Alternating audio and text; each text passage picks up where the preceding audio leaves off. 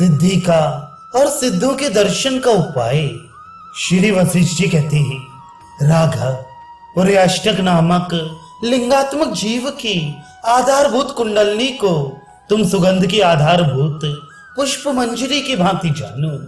पूरक के अभ्यास से जब प्राणी कुंडलनी को भर करके यानी कूर्माकार नाड़ी में प्राण वायु को रोककर समरूप से स्थित होता है, तब मेरु पर्वत के समान स्थिरता अर्थात भैरवी सिद्धि तथा काय की गुरुता अर्थात गरिमा नामक सिद्धि उसे प्राप्त होती है।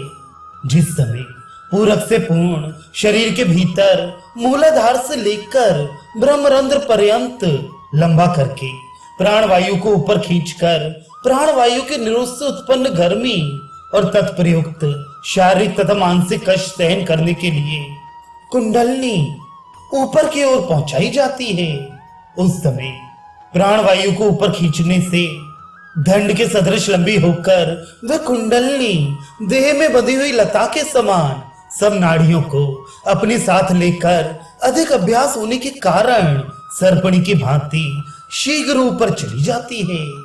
उस समय नाड़ियों में वायु भर जाने से पैर से लेकर मस्तक तक बिल्कुल हल्के हुए इस शरीर को कुंडलनी इस प्रकार ऊपर उठा लेती है, जिस प्रकार वन में पूर्ण जलगत भांति मनुष्य को जल के ऊपर उठा ले जाती है।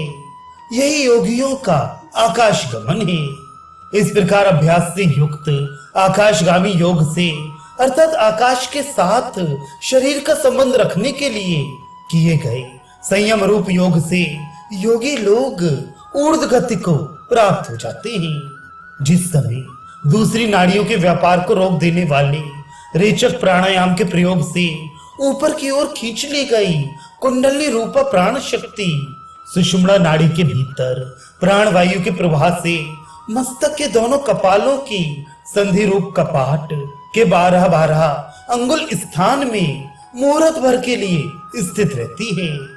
उस समय आकाशगामी सिद्धों के दर्शन होते हैं, किंतु अज्ञान का आश्रय करने वाला मलिन पुरुष इंद्रियों से अथवा दूसरे किसी आदिव्य उपाय से या इस पृथ्वी पर विचरण करने वाला कोई भी पुरुष वायु स्वरूप आकाशगामी सिद्धों को कभी नहीं देख सकता। परंतु राघव, योग के अभ्यास से मन के संस्कृत हो जाने पर विषयों से दूर संस्थित बुद्धि रूपी नेत्र से स्वप्न की भांति आकाशगामी सिद्ध दिखाई देते हैं और वे अभीष्ट अर्थों को भी देते हैं। जिस प्रकार स्वप्न में पदार्थों का अवलोकन होता है, उसी प्रकार सिद्धों के भी दर्शन होते हैं। केवल स्वप्न की अपेक्षा विशेषता यही है कि सिद्धों की प्राप्ति में संवाद, वरदान आदि फलरूप पदार्थों की प्राप्ति होती है।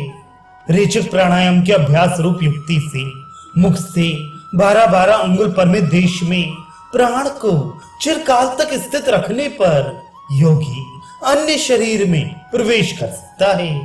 सारे शरीर में प्रदीप्त उस जठराग्नि से स्वभावतः शीतवातात्मक वह शरीर ऐसे ही उष्णता को प्राप्त होता है जैसे सूर्य से तीनों लोक तारों के आकार के समान तथा हृदय पद्म में स्वर्ण भ्रमर के सदृश वह तेज इस शरीर में चारों ओर विचरता है, जो योगियों की चिंत्य दशा को प्राप्त है, अर्थात योगी लोग जिसकी उपासना करते हैं। इस प्रकार से उपासित वह तेज प्रकाश स्वरूप ज्ञान प्रदान करता है, जिससे लाख योजन की दूरी पर स्थित वस्तु भी सदा आंखों के सामने दिखाई देती है। उष्ण प्रकृति प्राण वायु अग्नि स्वरूप है तथा शीतल प्रकृति अपान वायु चंद्र स्वरूप है।